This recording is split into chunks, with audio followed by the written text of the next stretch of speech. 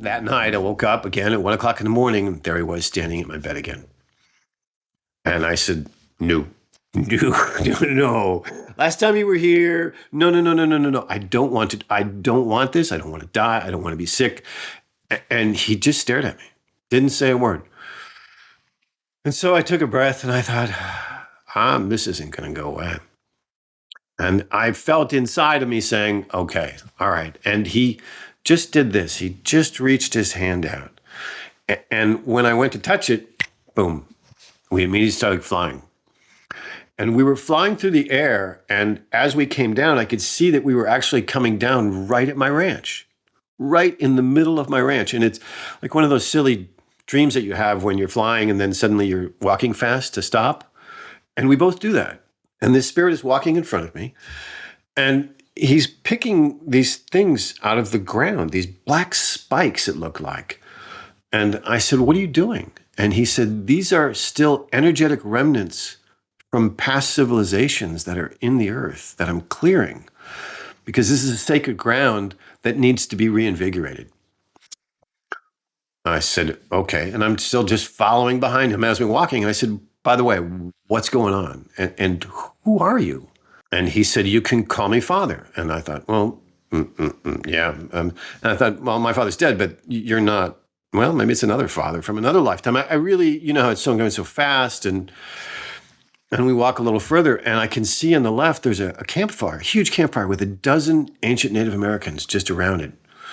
And he walks up to it, and he turns to me, and he says, you have to understand that we're going to teach you, and we're going to train you in how to be one of us. And I thought, okay, but I don't even know who or what. And the short of it is, for the next 13 nights, every night he came to me, he put his hand out, we flew to the same spot of the ranch, the other 12 elders met us. And for a couple hours every night, they sort of downloaded me. I don't know how else to describe it, giving me this information, teaching me about ancient wisdom. And with it, they gave me a chapter of a book that they wanted me to write. And it was 13 nights and 13 chapters. And after the third night, because the father would give me the chapter first, he would kind of give me the information, and I felt it was almost like a seed that just came into me, and it had all of the information in it. And I would suspend it while I would go through this education with the ancients every night. And after the third night, I started to get really sick, where I was talking to my wife again. I said, I don't know what we're going to do. I don't know if I'm going to make it. I said, I can't go through these dying experiences. And so that night when Father came, he said, look, we recognize that the physical body is not holding up to what we thought it would. So he created literally a seed, and it looked like this monster Easter egg. And he said, at the end of each night, I'm going to give this to you, and in it is the chapter. And that way you don't have to hold it in you while we go through the lessons. And when he put it in my hands, you could see the top had this incredible seam to it. This incredible white light was coming out of the seam. And when you moved your hands up, it opened up like a flower, and the words just came tumbling into me. And it was that chapter of that thing. And so at the end of the 2 to 3 hours every night, I would wake up, I would go downstairs, and I would write out what was the chapter in the book. On the 7th night, when I showed up, there was a much larger fire, and everyone was up, and there was a big celebration, it seemed, going on. And I said, what's happening? And they said, well, this is your night of rites. And I said, rites for what? And they said, we're going to, again, make you one of us. And one of the ancient natives walked over from the fire, and he tore off a small portion of his cloth. He had on like an animal skin top and bottom, and he tore it off, and he handed it to me. And he said, sew this onto your shirt. And I turned to Father and I said, what is this? And he said, we don't have words for all these things. You ask all of these questions. And I'm like, okay, but what's going on? And he said, well, in ancient history, it's been called once or twice the exchanging of the cloth. And I still didn't quite understand it, but when I put it close to me, I could see it sewing into my own cloth. And he said, now, I want you to understand that we're going to give you your rights, and, we want you to take a section of Mother Earth, a square, and we want you to be responsible for the health of that section. We want you to make medicine for everyone that lives in that square, and we want you to look after Mother Earth's health in this square. And it happens to be a northern corner of Arizona, right where the ranch is. Okay, that makes sense. And do you agree to it? Yes, I agree to it. I mean, you're on the edge of dying. You're like, okay, whatever, I'm dying. So you're asking me these commitments in the future? I don't even know if I'm going to make it till tomorrow. Okay, sure. I agree. And it wasn't a cavalier, but it's just so impactful and so powerful. And you're just kind of, you don't even know what you're agreeing to. And I said, well, what are you making me? And he said, well, again, we don't have terms for it. And I said, well, you have to have some idea. It has to mean something to you. What are you making me? And they said the only way to explain it would be to be a teacher of other teachers, a shaman's shaman. I said, okay. And then they actually gave me a name within the ceremony, which was Konawak. It's a for the end, which I had misspelled 3 times. And he actually, in the dream, grabbed my mouth and made me say Konawak so that I could pronounce it properly. And he said, this is the name that you have going forward, and this is what we want you to do. And the edict was to, number one, protect these ancient plants that are the greatest medicinal plants on the planet. And I said, well, I don't know what they are. And they said, we'll teach you. And they said, these make all of the medicines necessary for every living creature on the planet to survive. And they said, do you agree then to create a center that will protect these plants and then help others around the globe make centers that they can grow these plants also and make natural medicine for them and their communities? Okay, that's what I agreed to. And then there was a couple more things that they went through. And then he said, look, from this point on, the rest of the ceremony, you will not remember. It is sacred. It is not for you to understand. And I blacked out. And I woke up about an hour later, went downstairs, wrote down my experience and what I went through. And now, 14 years later, I've been able to sort of decipher all of the things and what it really meant. I didn't at the time, and at all, really. It just kept coming so fast. But what had happened is that when we get higher wisdom, when we get ancient wisdom, it actually has a frequency to it, just like our normal talking, but it is a higher frequency. So when you try to put that into a physical body on this level, it's like putting 10 volts in a 5-volt battery. It fries the physical body. So every time I would work with the book to try to publish it, to write it, I would get sick again. And I would continually fight this getting sick, trying to get the book finished. If I would try to rewrite the book, I would get sick. They didn't want a word changed. They didn't want anything interpreted.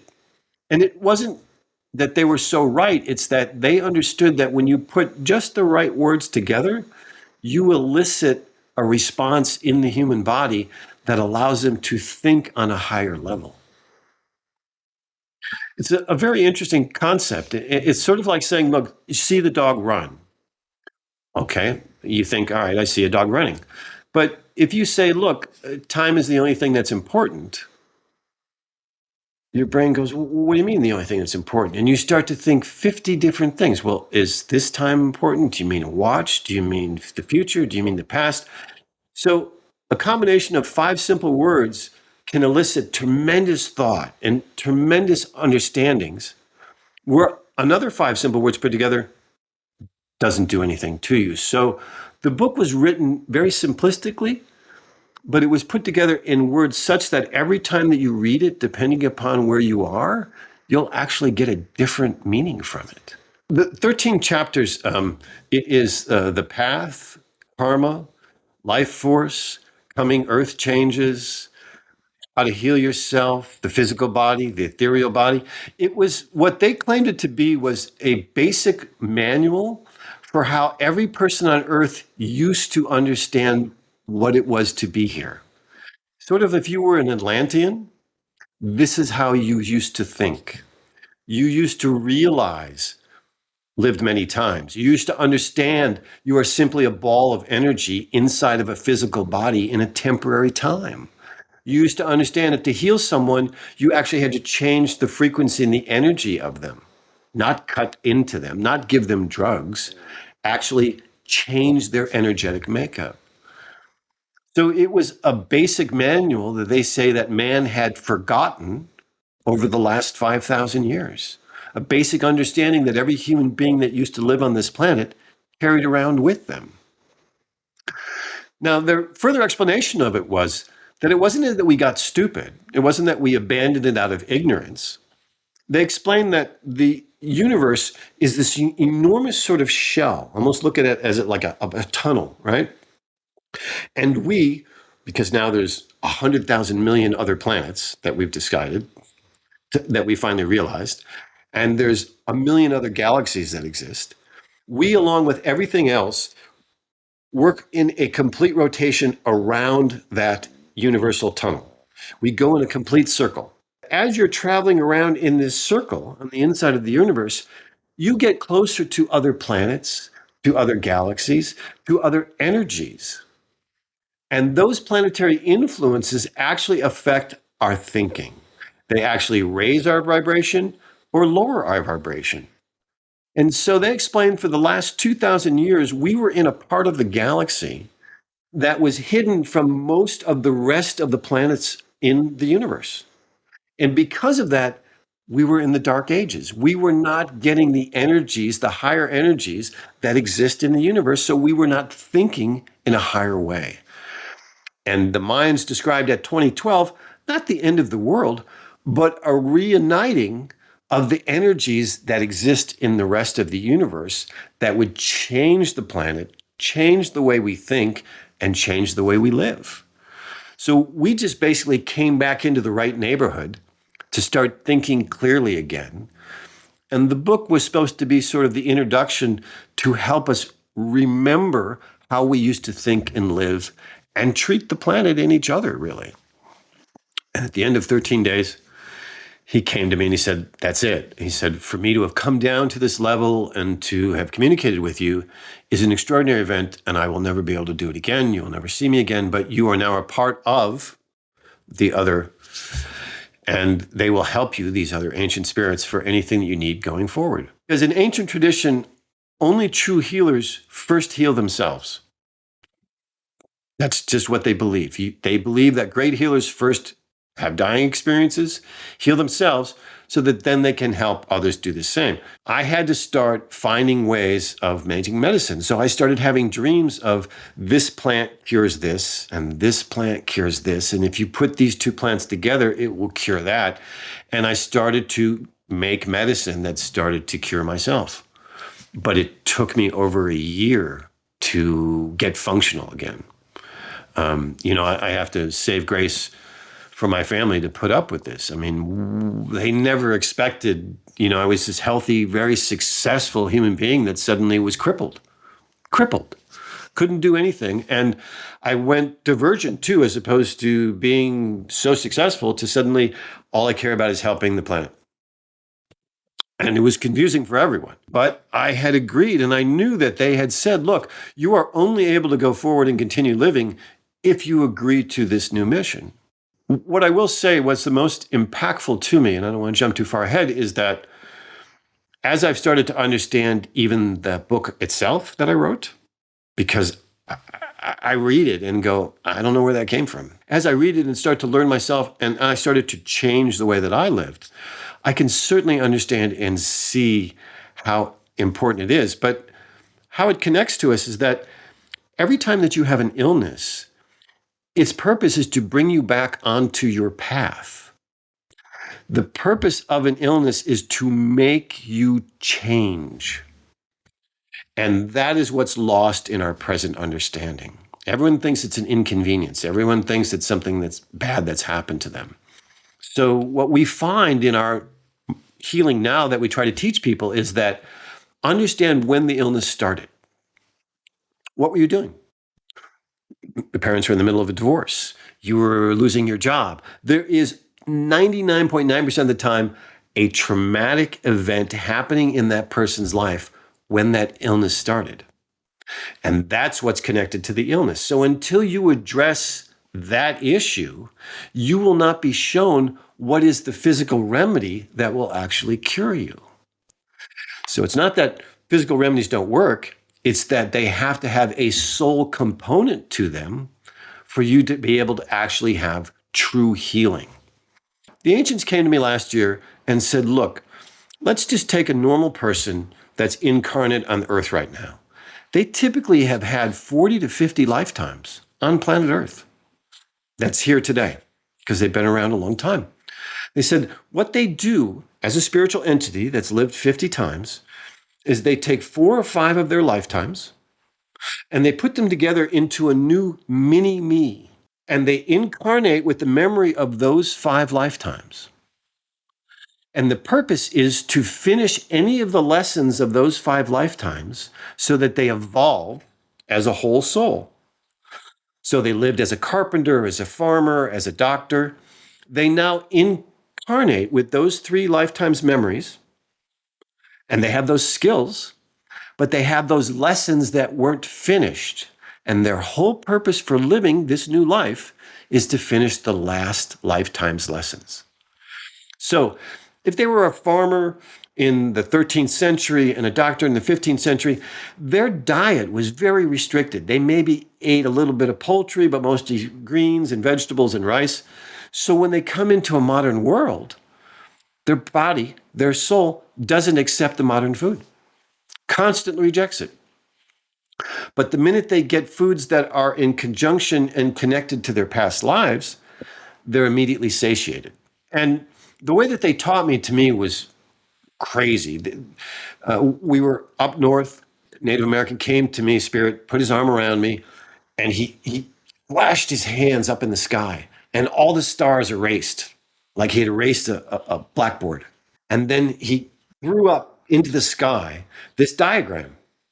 And it was a big balloon with 50 small balloons inside of it, each of them a lifetime.